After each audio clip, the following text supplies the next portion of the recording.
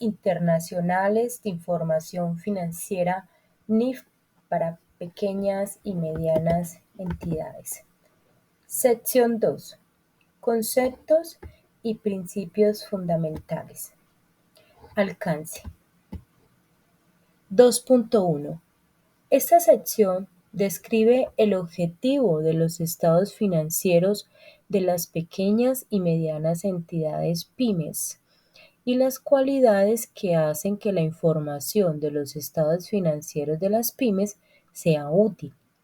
También establece los conceptos y principios básicos subyacentes a los estados financieros de las pymes. Objetivos de los estados financieros de las pequeñas y medianas entidades. 2.2. El objetivo de los estados financieros de una pequeña o mediana entidad es proporcionar información sobre la situación financiera, el rendimiento y los flujos de efectivo de la entidad, que sea útil para la toma de decisiones económicas de una amplia gama de usuarios de los estados financieros, que no están en condiciones de exigir informes a la medida de sus necesidades específicas de información. 2.3. Los estados financieros también muestran los resultados de la administración llevada a cabo por la gerencia, dan cuenta de la responsabilidad en la gestión de los resultados confiados a la misma. Características cualitativas de la información de los estados financieros. 2.4. Comprensibilidad. La información proporcionada en los estados financieros debe presentarse de modo que sea comprensible para los usuarios que tienen un conocimiento razonable de las actividades económicas y empresariales y de la contabilidad, así como voluntad para estudiar la información con diligencia razonable. Sin embargo, la necesidad de comprensibilidad no permite omitir información relevante por el mero hecho de que ésta pueda ser demasiado difícil de comprender para determinados usuarios. 2.5. Relevancia. La información proporcionada en los estados financieros debe ser relevante para las necesidades de toma de decisiones de los usuarios. La información tiene la calidad de relevancia cuando puede ejercer influencia sobre las decisiones económicas de quienes la utilizan, ayudándoles a evaluar sucesos pasados, presentes o futuros, o bien a confirmar o corregir evaluaciones realizadas con anterioridad. 2.6. Materialidad o importancia relativa. La información es material y por ello es relevante si su omisión o su presentación errónea pueden influir en las decisiones económicas de los usuarios, tomen a partir de los estados financieros. La materialidad o importancia relativa depende de la magnitud y la naturaleza de la omisión o inexactitud juzgada en función de las circunstancias particulares en que se hayan producido. Sin embargo, no es adecuado cometer o dejar sin corregir desviaciones no significativas en la NIF para las pymes, con el fin de conseguir una presentación particular de la situación financiera, del rendimiento financiero o de los flujos de efectivo de una entidad. 2.7. Fiabilidad. La información proporcionada en los estados financieros debe ser fiable. La información es fiable cuando esté libre de error significativo y sesgo y representa fielmente lo que pretende presentar o puede esperarse razonablemente que represente.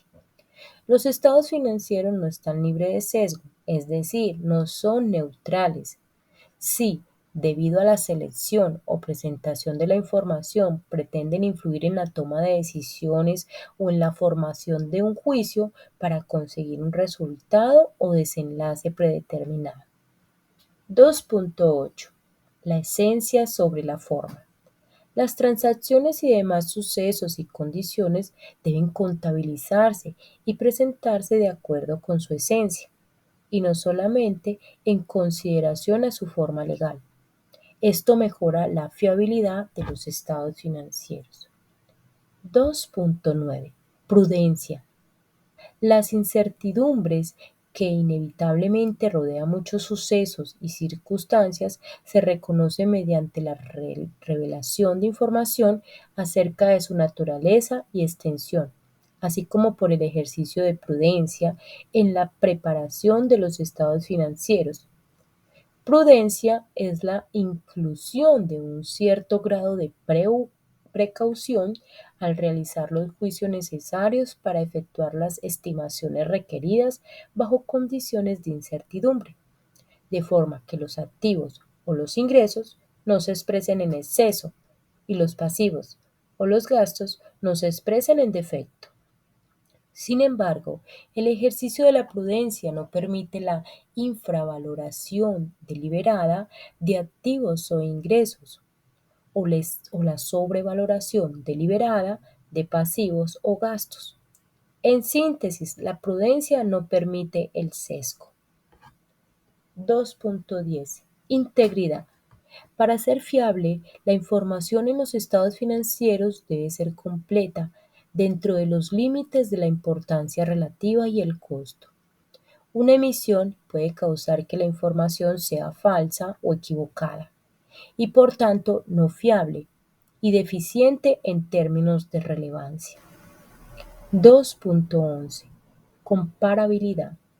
Los usuarios deben ser capaces de comparar los estados financieros de una entidad a lo largo del tiempo para identificar las tendencias de su situación financiera y su rendimiento financiero.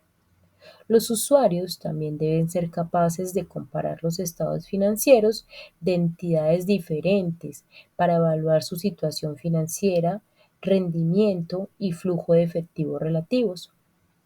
Por tanto, la medida y presentación de los efectos financieros de transacciones similares y otros sucesos y condiciones debe ser llevadas a cabo de una forma uniforme por toda la entidad a través del tiempo para su entidad y también de una forma uniforme entre entidades.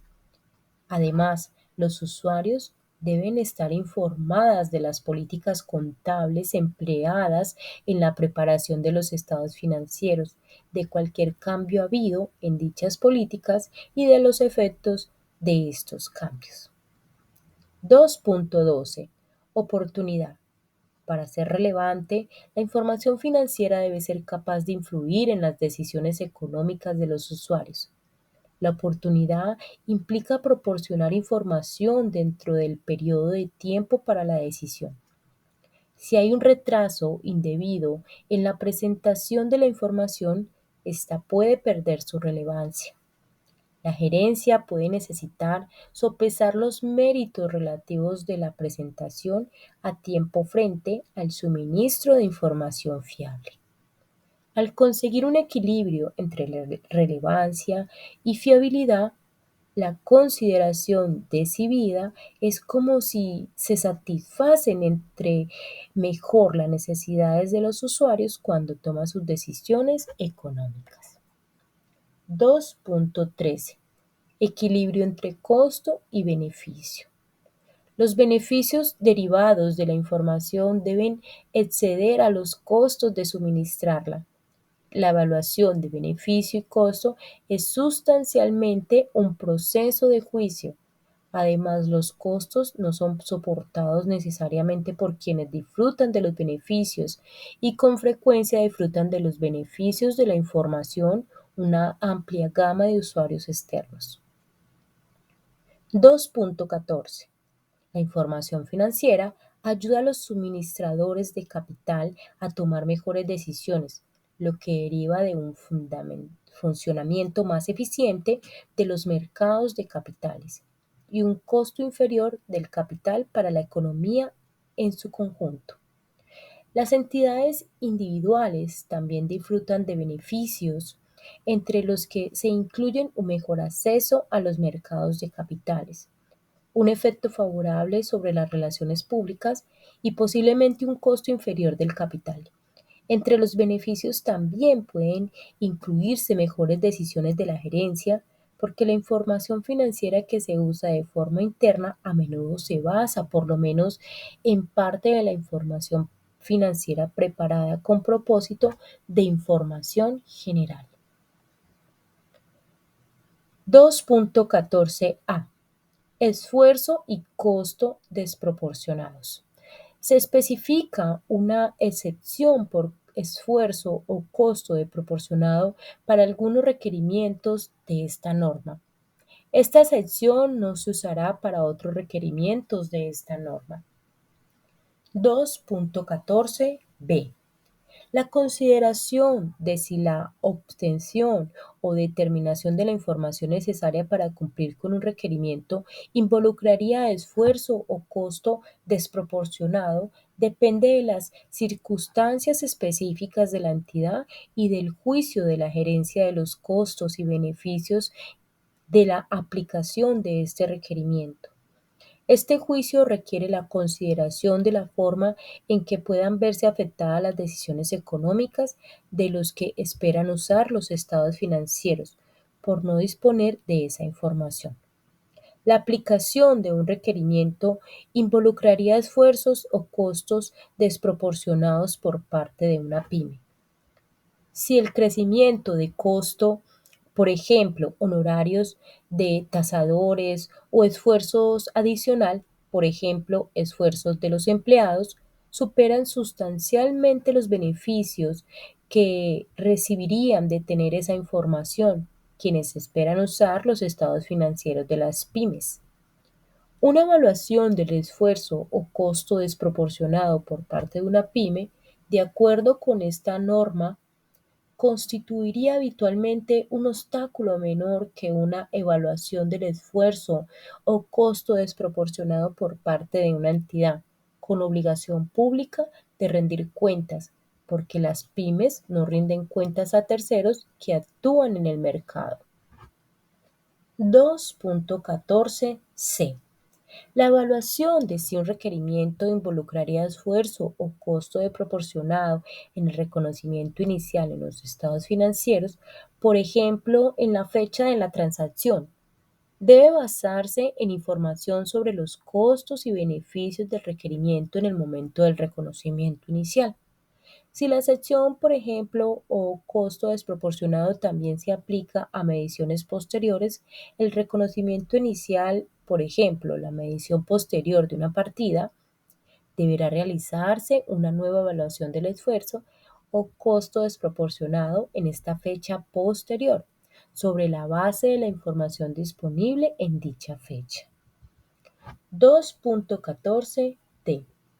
Excepto por la excepción por esfuerzo o costo desproporcionado del párrafo 19.15, que está cubierta por los requerimientos de información a revelar del párrafo 19.25, siempre que se use la excepción por esfuerzo o costo desproporcionado, la entidad revelará este hecho y las razones por las que la aplicación del requerimiento involucraría un esfuerzo o costo desproporcionado.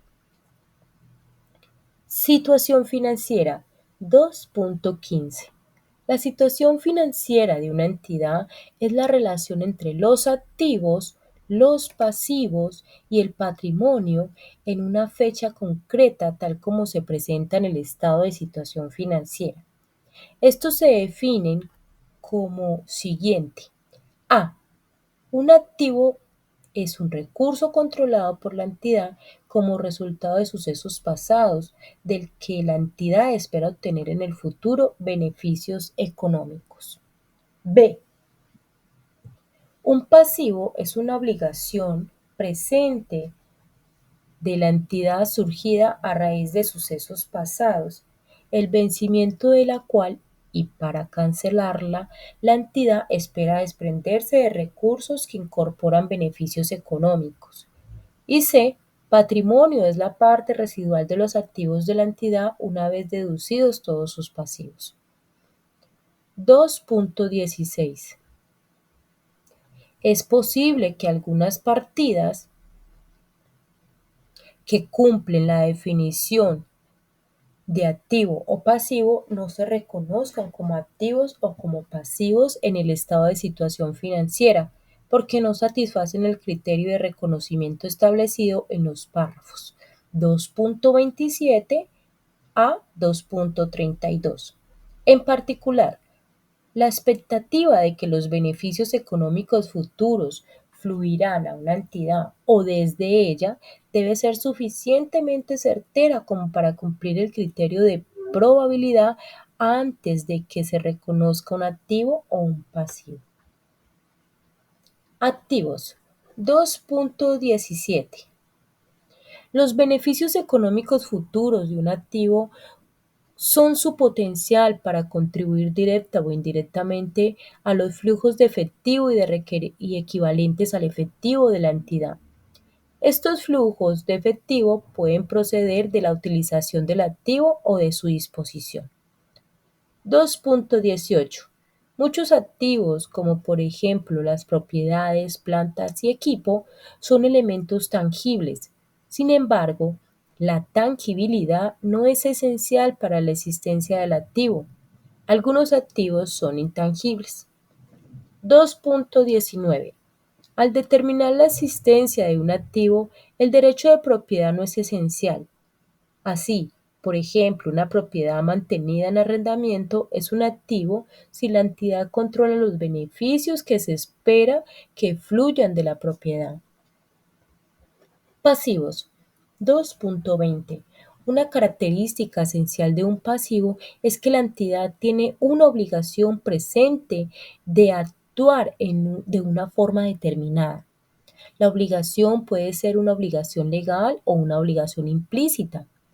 Una obligación legal es exigible legalmente como consecuencia de la ejecución de un contrato vinculante o de una norma legal. Una obligación implícita es aquella que se deriva de las actuaciones de la entidad cuando a. Debido a un patrón establecido de comportamiento en el pasado, a políticas de la entidad que son de dominio público o a una declaración actual suficientemente específica.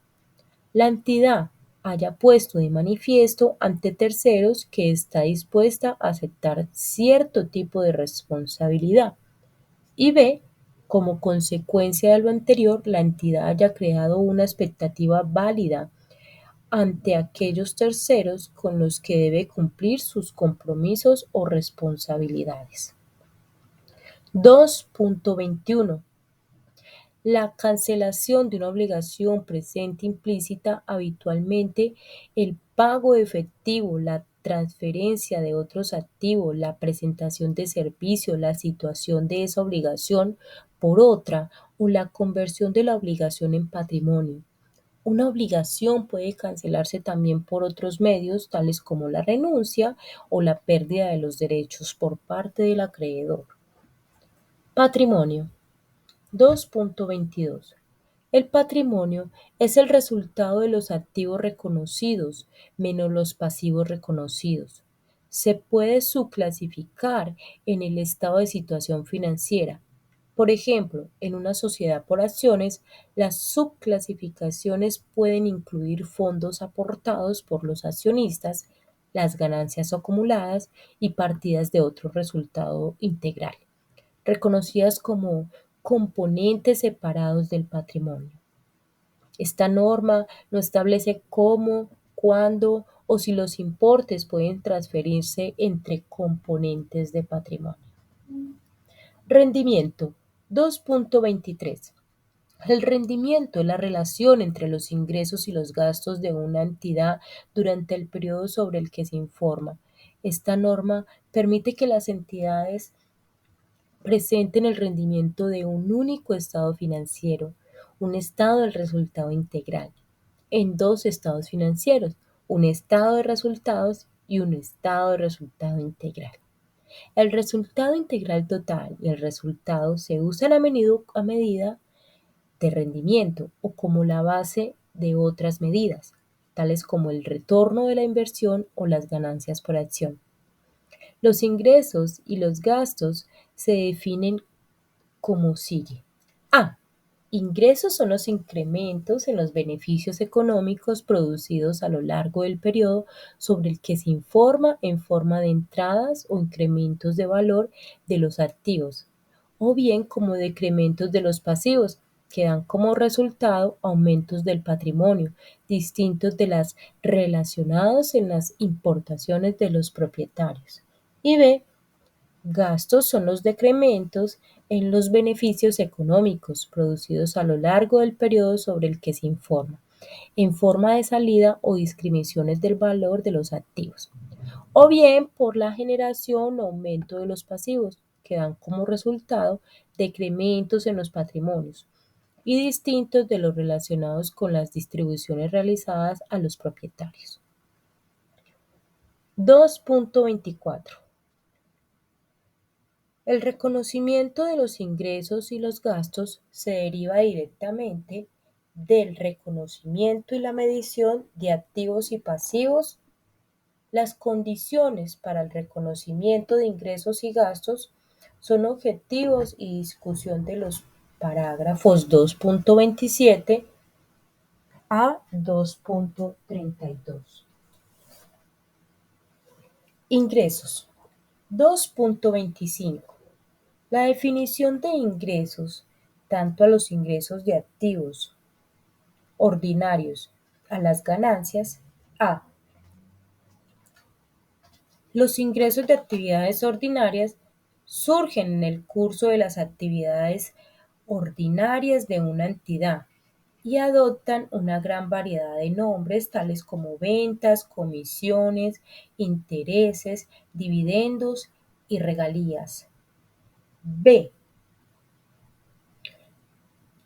Ganancias son otras partidas que satisfacen la definición de ingresos, pero que no son ingresos ordinarios. Cuando las ganancias se reconocen en el estado de resultado integral, es usual presentarlas por separado, puesto que el reconocimiento de las mismas es usual para la toma de decisiones económicas. Gastos. 2.26. La definición de gastos incluye tanto las pérdidas como los gastos que surgen de las actividades ordinarias. A. Los gastos que surgen de las actividades ordinarias incluyen, por ejemplo, el costo de las ventas.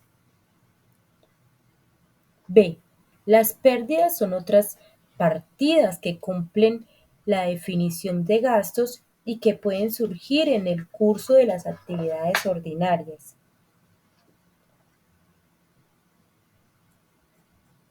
Reconocimiento de activos, pasivos, ingresos y gastos. 2.27. Reconocimiento es el proceso de incorporar en los estados financieros de una partida que cumple la definición de un activo, pasivo, ingreso y que satisface los siguientes criterios. A. Es probable que cualquier beneficio económico futuro asociado con la partida llegue o salga de la entidad. B. Que la partida tenga un costo o valor que pueda ser medido con fiabilidad. 2.28. La falta de reconocimiento de una partida que satisface esos criterios no se rectifica mediante la revelación de las políticas contables seguidas, ni tampoco a través de notas u otro material explicativo. La probabilidad de obtener beneficios económicos futuros. 2.29. El concepto de probabilidad se utiliza en el primer criterio de reconocimiento con referencia al grado de incertidumbre con el que los beneficios económicos futuros asociados al mismo llegaran a o saltar la entidad. La evaluación del grado de incertidumbre correspondiente al flujo de los beneficios futuros se realiza sobre la base de la entidad relacionada con las condiciones al final del periodo sobre el que se informa que esté disponible cuando se preparan los estados financieros. Esas evaluaciones se realizan individualmente para partidas individuales significativas y para un grupo para una gran población de elementos individuales insignificantes. Fiabilidad de la medición. 2.30. El segundo criterio para el reconocimiento de una partida es que posea un costo o un valor que pueda ser medible de forma fiable. En muchos casos el costo o valor de una partida es reconocido, en otros casos debe estimarse. La utilización de estimaciones razonables es una parte esencial en la elaboración de los estados financieros. Cuando no puede hacerse una estimación razonable, la partida se reconoce en los estados financieros. 2.31. Una partida que no cumple los criterios para su reconocimiento puede cumplir las condiciones para su reconocimiento en fechas posteriores como resultado de circunstancias o sucesos posteriores. 2.32.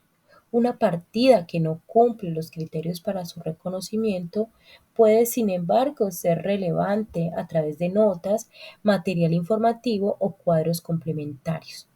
Esto es apropiado cuando el reconocimiento de la partida se considere relevante para los usuarios de los estados financieros, para la evaluación de la situación financiera, el rendimiento y los cambios financieros en la entidad. Medición de activos, pasivos, ingresos y gastos.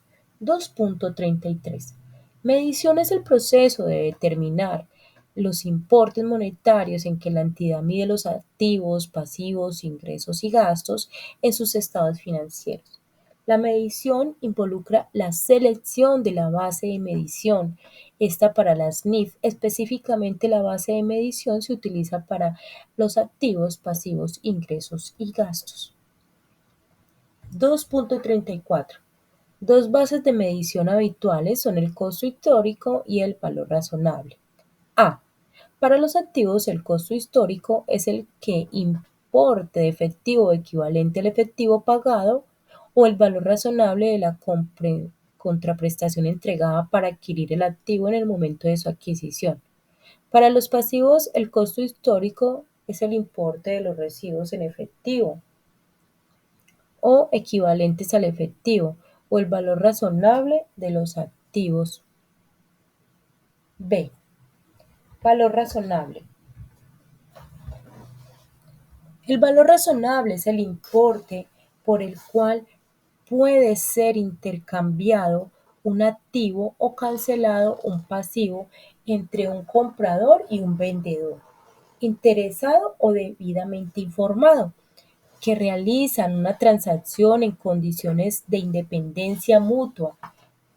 En situaciones en las que se permita o requiera mediciones del valor razonable, se aplicarán las guías del parágrafo 11.27 a 11.32. Principios generales de reconocimiento y medición. 2.35. Los rendimientos para el reconocimiento y medición de activos, pasivos, ingresos y gastos en esta norma están basados en los principios generales que se derivan de las NIF completas. En ausencia de un requerimiento en esta norma se sea aplicable específicamente a una transacción o a otro suceso o condición del parágrafo 10.4. Proporciona una guía para emitir un juicio y el párrafo 10.5 establece una jerarquía a seguir por una entidad al decidir sobre las políticas contables apropiadas. En esas circunstancias, el segundo nivel de la jerarquía requiere que una entidad busque las definiciones, criterios y reconocimiento y conceptos de medición para los activos, pasivos, ingresos y gastos, así como los principios generales establecidos en esta sección. Base contable de acumulación o de venco. 2.36. Una entidad elaborará sus estados financieros excepto en lo relacionado con la información sobre flujos de efectivo, utilizando la base contable de acumulación o devengo, de acuerdo con la base contable de acumulación de las partidas que se reconocerán en los activos, pasivos, patrimonios, ingresos o gastos, cuando satisfagan las necesidades y los criterios de reconocimientos para sus partidas. Reconocimiento en los estados financieros. Activos. 2.37. Una entidad reconocerá un activo en el estado de situación financiera cuando sea probable que del mismo se obtengan beneficios económicos futuros para la entidad y además el activo tenga un costo o valor que pueda ser medido con fiabilidad. Un activo no se recupera en el estado de situación financiera cuando no se considere probable que del desembolso correspondiente se vayan a obtener beneficios económicos en el futuro, más allá del periodo actual sobre el que se informa. En lugar de ello, esta transacción dará lugar al reconocimiento de un gasto en el estado del resultado integral o en el estado de resultados si se presenta. 2.38. Una entidad no reconocerá un activo contingente como un activo, sin embargo, cuando el flujo de beneficio económico futuro sea prácticamente cierto, el activo correspondiente no es un activo contingente y por tanto es apropiado proceder a reconocerlo. Pasivos. 2.39. Una entidad reconocerá un pasivo en el estado de situación financiera cuando a. La entidad tiene una obligación al final del periodo sobre el que se informa, como resultado de un suceso pasado. B.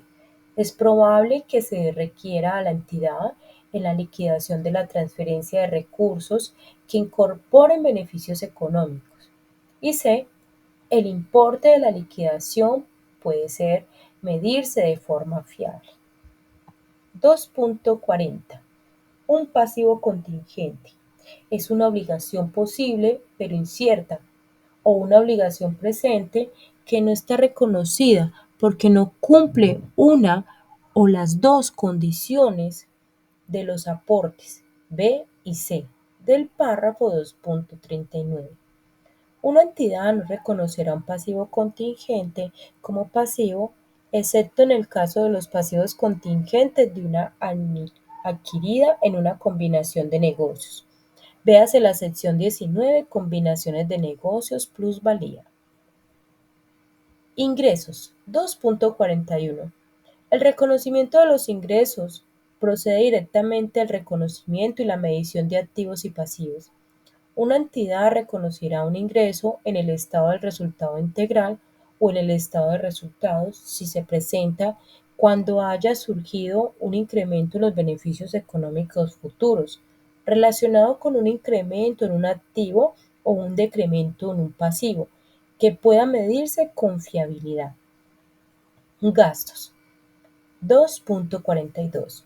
El reconocimiento de los gastos procede directamente del reconocimiento y la medición de activos y pasivos.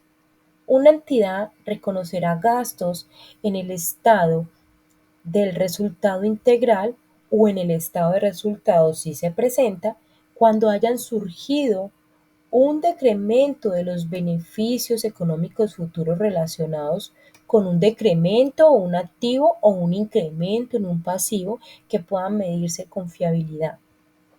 Resultado integral total y resultado. 2.43. El resultado integral total es la diferencia aritmética entre los ingresos y gastos. No es un elemento separado de los estados financieros, sino necesita un principio de reconocimiento separado. 2.44.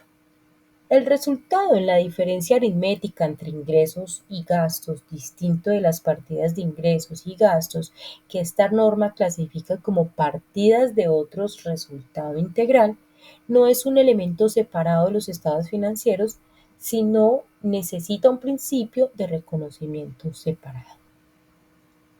2.45. Esta norma no permite el reconocimiento de partidas en el estado de situación financiera que no cumplan la definición de activos o de pasivos independientemente de si proceden de la aplicación de la noción comúnmente referida como proceso de correlación para medir el resultado. Medición en el reconocimiento inicial. 2.46. En el reconocimiento inicial, una entidad medirá los activos y pasivos al costo histórico, a menos que esta norma requiera la medición inicial sobre otra base, tal como el valor razonable. Medición posterior. 2.47. Activos financieros y pasivos financieros. Una entidad medirá los activos financieros básicos y los pasivos financieros básicos, según la definición de la sección 11, instrumentos financieros básicos, al costo amortizado menos el deterioro del valor, excepto para las inversiones en acciones preferentes no convertibles y acciones ordinarias, acciones preferentes sin opción de venta de cotizar en bolsa, o cuyo valor razonable se puede medir con fiabilidad de otro modo sin esfuerzo o costo desproporcionado, que se miden al valor razonable con cambios en el valor razonable requerido en el resultado. 2.48. Una entidad generalmente medirá todos los demás activos financieros y pasivos financieros al valor razonable, con cambios en el valor razonable reconocidos en resultados, a menos que esta norma requiera o permita la medición conforme a otra base, tal como el costo o el costo amortizado. Activos no financieros. 2.49. La mayoría de los estados de los activos no financieros que una entidad reconoció inicialmente al costo histórico son medidas posteriormente sobre otras bases de medición. Por ejemplo, A.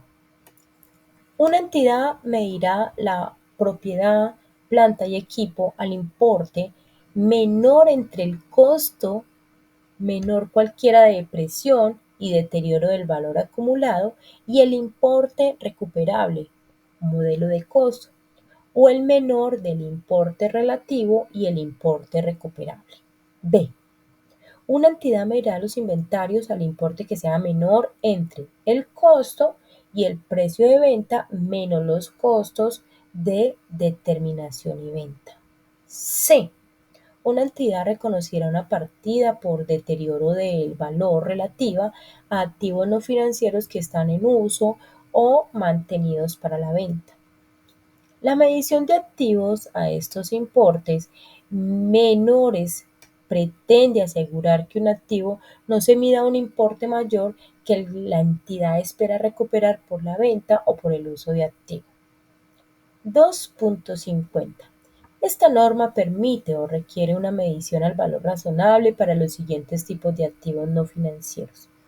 A. Inversiones en asociadas y negocios conjuntos. Esta entidad mide el valor razonable y se miran los párrafos 14.10 y 14.15 respectivamente. B. Propiedades de inversión, que una entidad mide al valor razonable, véase el párrafo 16.7. C. Activos agrícolas, activos biológicos y productos agrícolas en el punto de su cosecha y recolección, que una entidad mide al valor razonable menos los costos estimados de ventas. D. Propiedad, planta y equipo, que mide una entidad de acuerdo con el modelo de revelación.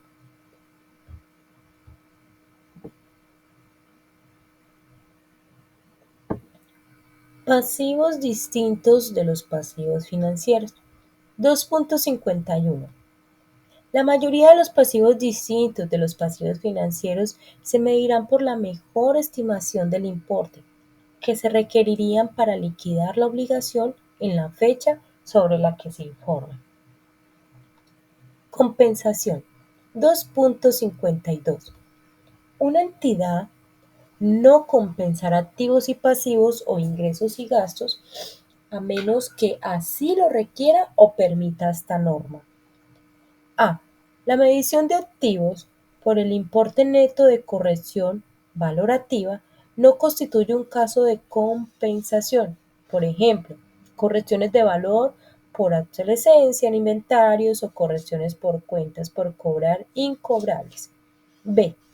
Si las actividades de operaciones normales de una entidad no incluyen la compra y venta de activos no corrientes, incluyendo inversiones y activos de operaciones, la entidad presentará ganancias y pérdidas por la disposición de tales activos, deduciendo del importe recibido por la disposición el importe en libros del activo y los gastos de venta correspondientes.